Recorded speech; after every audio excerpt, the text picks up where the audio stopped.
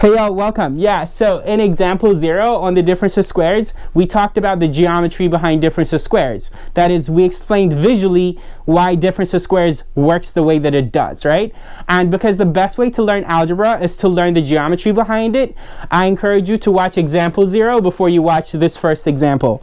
But yeah, this first example is very interesting, just like the examples to follow, and it comes with a little background story. So when I was a little kid, I wanted to be one of those people who can multiply big numbers in their heads, because like ostentatious?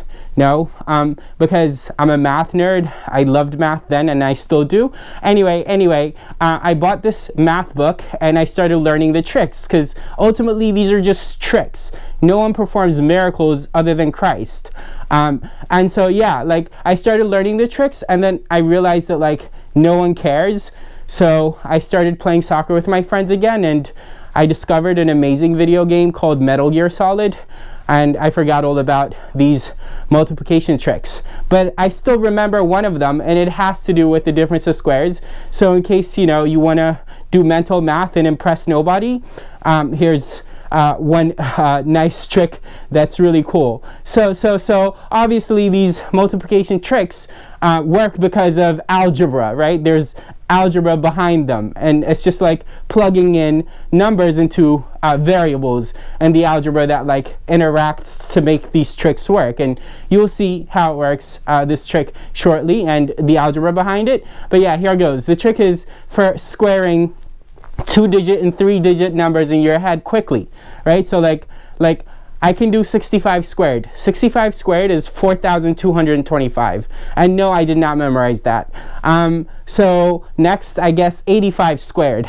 85 squared is 7,225. Again, I did not memorize it. You'll see once I reveal the trick how I'm doing it, yeah?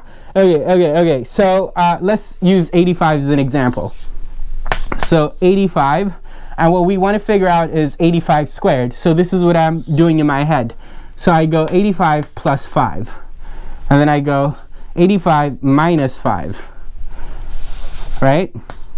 Okay, so when I add 5 to 85, I get to 90. When I subtract 5 from 85, I get to 80. And then I multiply these two numbers. And this is easy because I just have to do 9 times 8 and add 2 zeros at the end, right? So that's 72 with 2 zeros at the end, 7,200. And then what I do is add 5 squared at the end. And so I get 7,225. Question: why does this work? Because this is the correct answer to 85 squared. So why does it work? Well, there's algebra behind it. Let's say that 85 is x, right? What we want to figure out is x squared. We want to get to x squared. So I started with x, and what did I do? I added some other number to it. So I added 5 to x. So let's call the 5 a y, okay? So then by the time I got to 90, I had x plus y. And then here I had x minus y. What did I do once I got to 90 and 80? I multiplied them, right? And so when I multiply x plus y and x minus y, I get x squared minus y squared. The x squared minus y squared is the 7,200. So then what did I do after that? I added y squared, which gets me what? X squared. Yeah? Cool. All right. And obviously 85 being symmetric about 80 and 90, that is, it lies exactly between 80 and 90, that created a convenience. But you could do this even if it had been like, say like 81, right? So you could do minus 1 to get to 80, and then plus 1 to get to 82, right? And so now you have to do 80 times 82, which is a tad bit harder than doing 80 times 90, but still very doable because you can ignore that 0, and what you have to do amounts to 8 times 82, and then throw the 0 on later, right? But then here you could do 8 times 80 plus 2.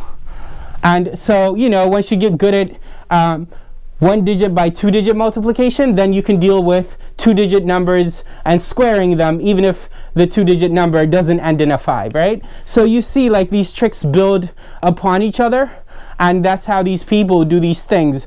But yeah, like, I'd rather learn calculus. So, well, I know calculus now, but yeah, you get what I'm trying to say. Okay, I hope you enjoyed this, and lots more fun examples to come on the difference of squares. Keep watching.